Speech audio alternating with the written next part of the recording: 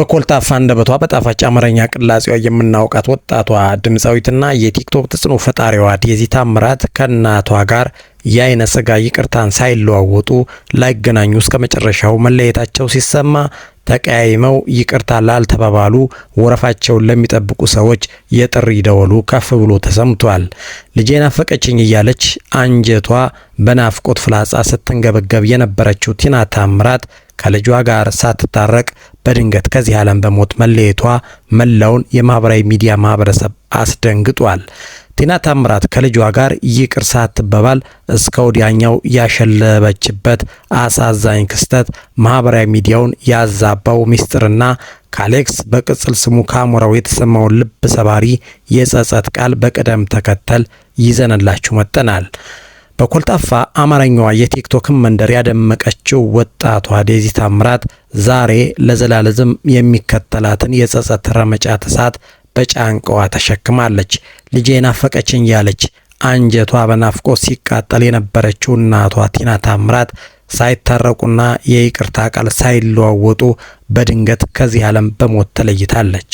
በእናትና ልጅ መካከል የነበረው የሁለት ዓመት መቃቃር እውነተኛው ምክንያት ማህበራዊ ሚዲያው እንደሚለው ዘር መረጣ ወይስ አንዲት እናት ልጇን ለማታምነው ሰው አሳልፋ ላለመስጠት ያደረገችው ድምፅ አልባ ተጋድሎ?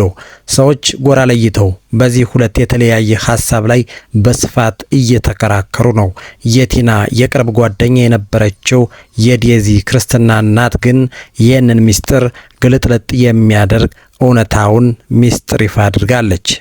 ይቅርታ ለነገ የማያድር የህሊና ዕዳ መሆኑን የቲና ታምራትና የአንድያ ልጇ ዴዚ እውነተኛ ታሪክ ማሳያ ነው። ነገ የኛ ላይሆን እንደሚችል እያወቅን ይቅርታን በልባችን ይዘን የምንዞር ብዙ ነን። ዛሬ ባለቤቷ አሌክስ ልጅነት አጠቃኝ ጊዜ ረፈደብኝ እያለ በጸጸት እያለቀሰ ነው። ታዲያ እኛም ከማህበራዊ ሚዲያው ጀርባ ያለውን እውነተኛ ታሪክ የሰዎችን የስልክ ሚስጥርና ልብ ሰባሪውን ዝርዝር መረጃ ይዘናላችሁ ቀርበናል። ቪዲዮውን ላይክ እንዲሁም ቻናሉን ሰብስክራይብ በማድረግ እስከ መጨረሻው አብራችሁን ቆዩ። የቲክቶከሯ ዴዚ ታምራት እናት ድንገተኛ ህልፈትና ከጀርባው ያለው ሚስጥር ምንድን ነው? ዛሬ በመካከላችን የሌለች ነገር ግን ለልጆቿ ያላት ስስት ለብዙዎች አስተማሪ ነው።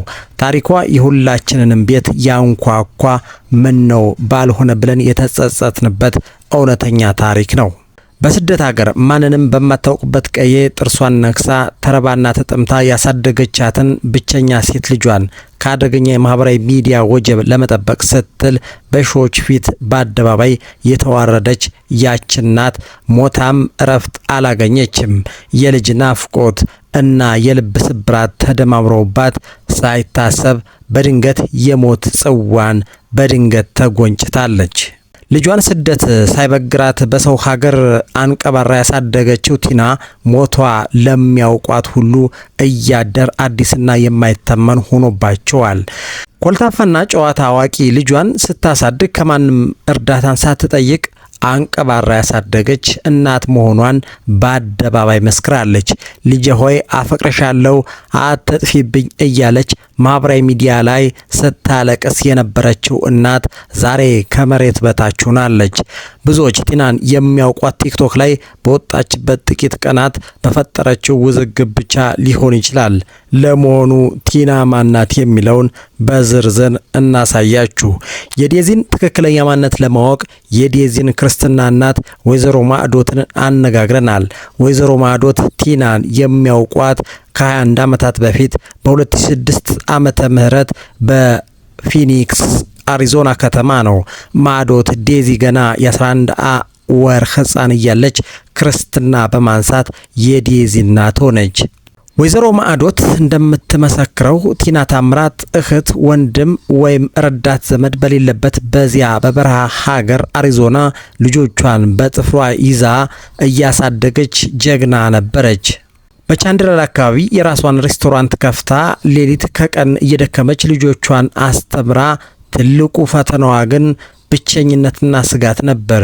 የሰው ፊት ልጆችን ይገርፍብኛል፣ ሀበሻ አርቆ ይጎዳብኛል፣ ልጆቼን ከአባታቸው ጋር ይወስድብኛል በሚል ከፍተኛ ስጋት አብዛኛው ሕይወቷን ከነጮች ጋር በብቸኝነት ነበር ያሳለፈችው።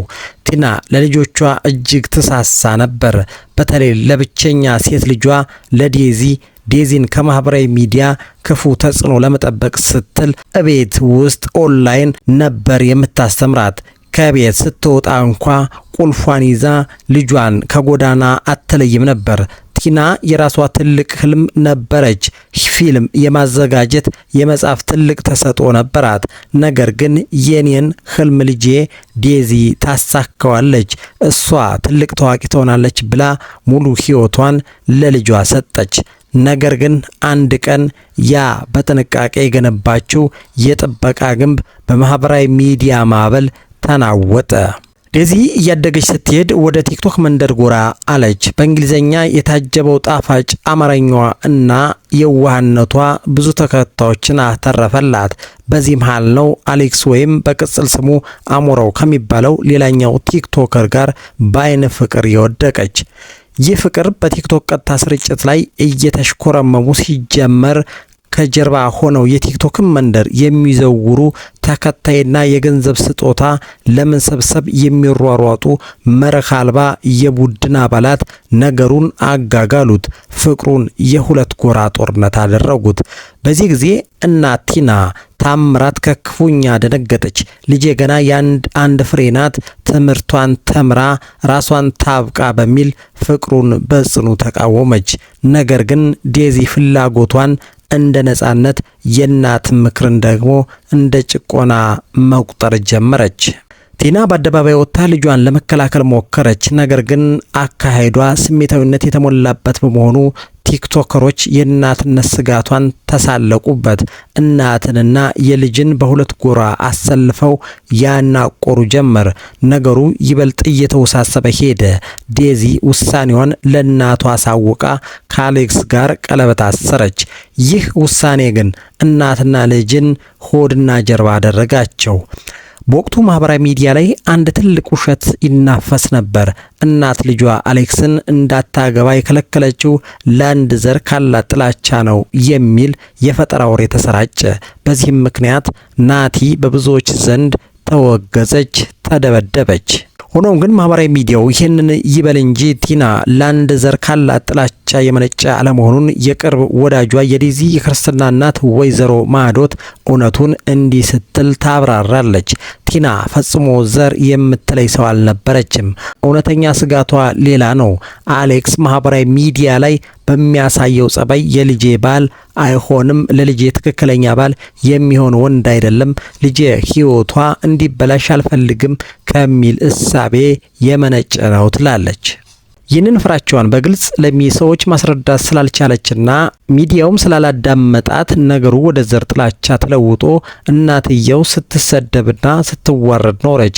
ያ ወጣት እንደ እናት የማይገባትን አጸያፊ ስድብና ዛቻ በቲና ላይ ሲያወርድባት ያሳደገቻት ልጇ ደግሞ ከእናቷ ይልቅ የማያውቁት የቲክቶክ መንደር ጋር ወግና እናቷን በአደባባይ ስትሳደብ የቲና ቅስም ተሰበረ ትላለች የቅርብ ጓደኛዋ። ነገሩ ከሮ ዴዚ ከእናቷ ቤት ሙሉ በሙሉ ለቃ ከባለቤቷ ጋር ወደ ሜሪላንድ በመሄድ የራሷን ህይወት መምራት ጀመረች።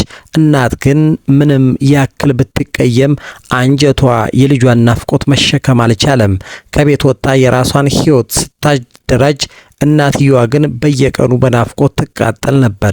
ማህበራዊ ሚዲያ ላይ በተደጋጋሚ ልጄ ናፈቀችኝ እያለች የናፍቆት መልእክቷን ታጋራ ነበር። በዚህ መሃል ዴዚ እርጉዝ መሆኗ ታወቀ። ዴዚ አርግዛ ወደ አሜሪካ ስትመለስ ግን ያረፈችው እናቷ ቤት ሳይሆን ሆቴል ነበር። የክርስትና እናቷ ማዕዶት እንደምትለው ቲና ከ2 ወር በፊት ደውላ እያለቀሰች እንዲህ ብላ ነበር። እባክሽን ልጆቼ ናፈቁኝ፣ ዴዚ ናፈቀችኝ፣ እርጉዝ መሆኗን ሰምቻለሁ፣ ደስ ብሎኛል፣ ስልኳን አታነሳልኝም፣ አንቺ ሞክሪልኝ፣ ሂጂና እይልኝ የእናት ትልቅ ተማጽኖ ነበር። ነገር ግን ሳይገናኙ ቂማቸውን ሳይፈቱ ቲና በአሪዞና የነበራትን ቤት ሸጣ አዲስ አበባ ሬስቶራንት ከፍቼ እኖራለሁ በሚል በናፍቆትና በጭንቀት ተቃጥላ ወደ ሀገር ቤት ተመለሰች። ከቀናት በፊት በአዲስ አበባ በ4 ኪሎ አካባቢ በድንገተኛ የልብ ህመም ላትመለስ ተሰናብታ አይኖቿን ለዘላለም ከደነች። ይህ ድንገተኛ መርዶ ሲሰማ መላው የሶሻል ሚዲያ ማህበረሰብ በድንጋጤ ያለቀሰ፣ አዘነ። ሞት እንደዋዛ መጥቶ እናትን ይዞ ሲነጉድ፣ ለዴዚ ግን የእድሜ ልክ የጸጸት ማዕበልን ጥሎባት ሄዷል። የዴዚ ባለቤት አሌክስ አሞራው በማህበራዊ ሚዲያ ገጹ ላይ እንዲህ ሲል የጸጸት ቃሉን አስፍሯል። እናቴ ይቅርበኝ፣ ብዙ እቅዶች ነበሩኝ። የልጅ ልጅሽን እንድታይ ግን አልሆነም። ልጃችንን ስታይ እንድታምኘኝ፣ ከልጅ ልጅሽን እንደምትወጃትና እንደምታምኘኝ ግን ምንም ማድረግ አልቻልኩም። ልጅነት አጠቃኝ፣ ጊዜ የፈረደብኝ የሚል መልእክት በማህበራዊ ሚዲያ እያጋራ ነው። ዴዚም ብትሆን እናትነት ለካ እንዲህ ነው፣ ተፈትነሽ ወልደሽኛል ብላ እናቷን በይቅርታ ለማቀፍ ሳትበቃ ሞት ቀድሟት ዛሬ ላይ ቲክቶክ ያደመቃትን ያክል የዘላለም ጸጸት ጥሎባት አልፏል። ውድ ተመልካቾቻችን አሁን ላይ ዴዚ የ5 ወር ነፍሰ ጡር ናት። በዚህ ሰዓት በማህበራዊ ሚዲያ ላይ ለወንድ ብለሽ እናትሽን ለሞት ያዳረግሻት እያሉ በቃላት ጫንቃዋን የሚሰብሩ ሰዎች አሉ። አንዳንድ ኃላፊነት የጎደላቸው ሰዎች ዴዚ ለወንድ ብላ እናቷን ገደለች በሚል የሚሰራጩት መልእክቶች ትክክል አለመሆኑን በአደባባይ የሚሞግቱ ሰዎች ተፈጥረዋል። ልጅቷን መውቀስ የሞተችውን እናት አይመልስም። ይልቁንም ልጅቷ ነፍሰ ጡር መሆኗን አስቦ የማይሆን ንግግር ከመናገር መቆጠብ የሰውነት ግዴታችን ነው የሚል ጠንከር ያለ ምላሽ እየሰጡ ነው። የዴዚ እናት አሳዛኝ ታሪክ ለሌሎች ትልቅ አስተማሪ ታሪክ ነው። ዛሬ ከእናትና ከአባት ጋር በጥልና በቅያሜ ውስጥ ያላችሁ እርቅ አውርዱ፣ ነገ የኛ ላይሆን ይችላልና ዛሬውኑ ይቅር ተባባሉ የሚል ምክር አዘል መልእክቶች በስፋት እየተዘዋወሩ ነው። ፈጣሪ ለሟች ቲና ታምራት የዘላለም ረፍትን ለዴዚና ለቤተሰቦቿ ደግሞ መጽናናትን እንዲሰጥ እንመኛለን።